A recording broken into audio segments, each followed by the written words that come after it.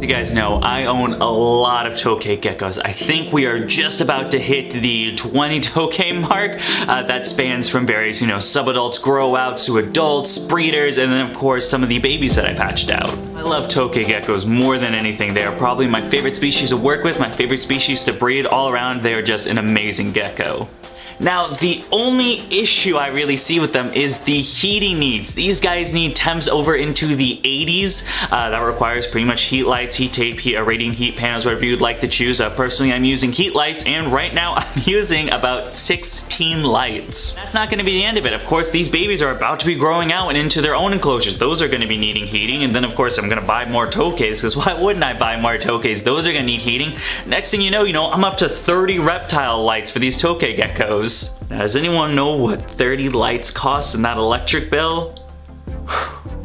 That's a lot of money. You're probably asking yourself now, Dakota, why are you going on this Tokay tangent? That doesn't make any sense. Why is your backdrop another grow tent? What is going on? Well, let me explain. Obviously, I have a Tokay issue. My electricity bill is getting way too high, and I'm using way too many heat lamps for these Tokays, so I had to figure out a way to make it to where I don't need to use heat lights.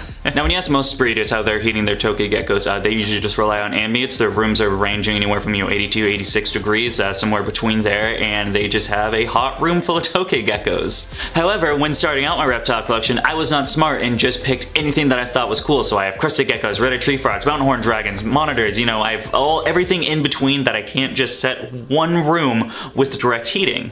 So that's when I got an idea, and that idea involved grow tents, and that was gonna be making a reptile room inside of a reptile room. The plan goes as followed. Create a large enclosure such as a grow tent. Right now I'm using an 8 foot by 4 foot by 4 foot to house all of my Tokay collection. Then inside of the grow tent, to make it to where you have ambient heating and humidity that is reflecting of what the Tokay husbandry is.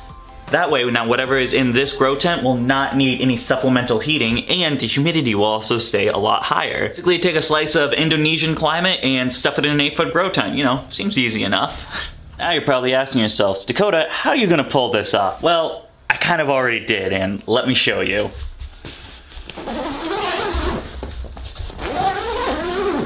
We're still in the testing phase. I'm still trying to figure every little of the small details out, but so far, here's what we got.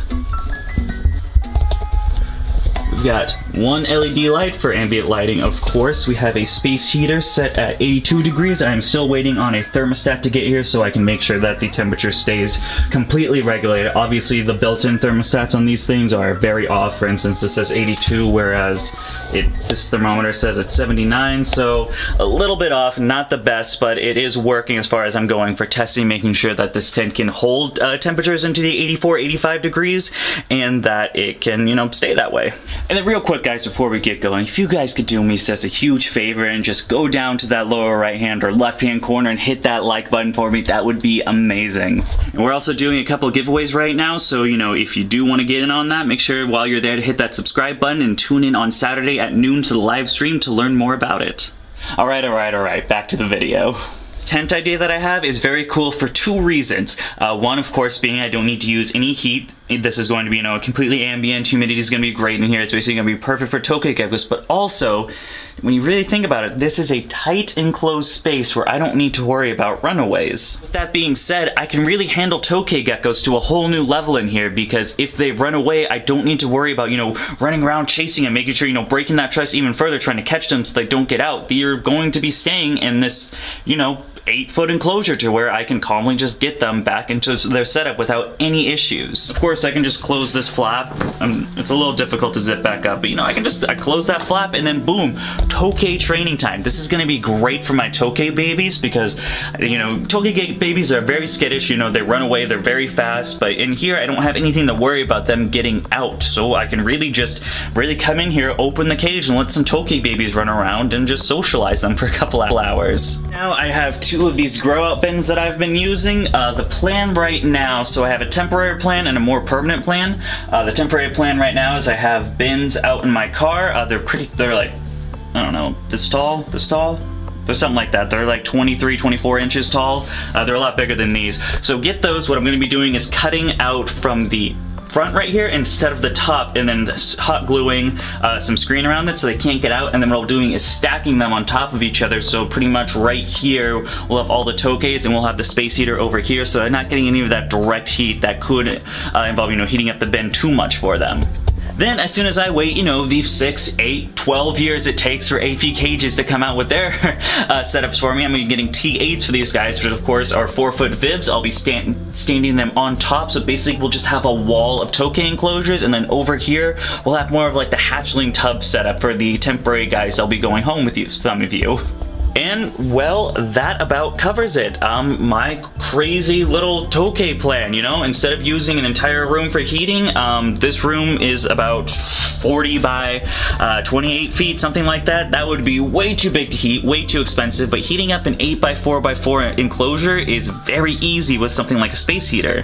Oh, I almost forgot, before I wrap this up, I do also have some fan. I have a... That's not gonna work. Hang on, boys. Got a little fan right here blowing in, so we have some kind of like an intake system blowing some fresh air in. Then we have a little exhaust system on the other side, so we're getting fresh air. Some of this stuff's getting out, so it's not just the, you know, this heated ceramic heating air coming in. You know, we got some fresh stuff too. Yeah, there you have it. My crazy idea. Of course, Dakota's using another grow tent to fix his problems. These things have been a lifesaver for me.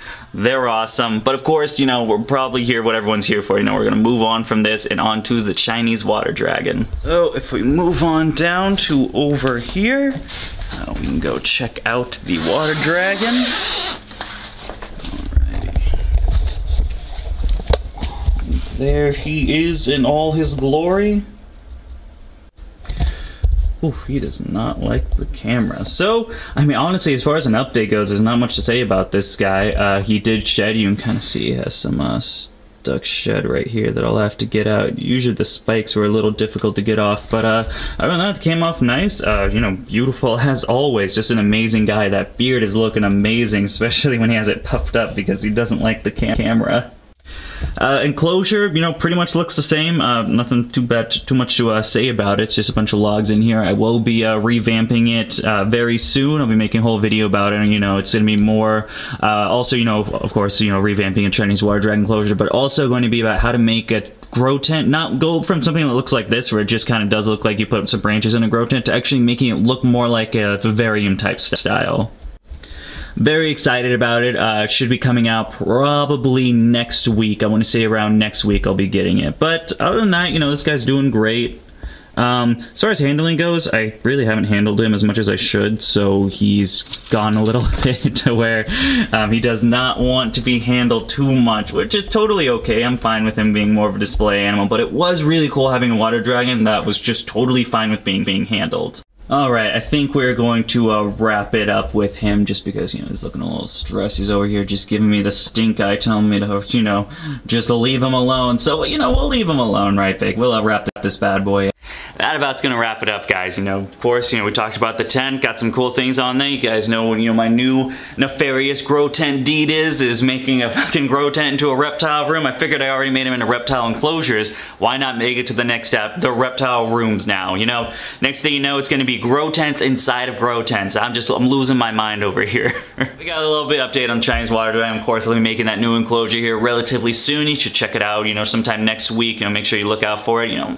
Probably hit that subscribe button if you're not subscribed already. Make sure you get notified when that video is posted. Other than that, of course, pretty much gonna wrap it up. Tune in for my next episode. I'm gonna do more of like, I guess it's gonna be more like vlog type style. I've got a bunch of eggs that I'm pulling and a bunch of babies I'm putting in enclosures, so I figured instead of making, you know, like a bunch of different videos that I can't stretch out to 10 minutes, I'll just do like a vlog type style of like me doing everyday shit that I do at DBCB Exotics, which is just pulling eggs, taking care of animals, and take you guys along with me. You know, maybe it's something you guys are into, maybe it's something you're not. I'll check it out. This will be like a pilot episode of seeing, you know, if you guys want to see me take care of 75 animals, or if that's kind of boring. And as always, if you like the video, please feel free to give us a thumbs up. If you want to see some more of my animals or my breeding products, you can follow me on Facebook and Instagram at DBCB Exotics.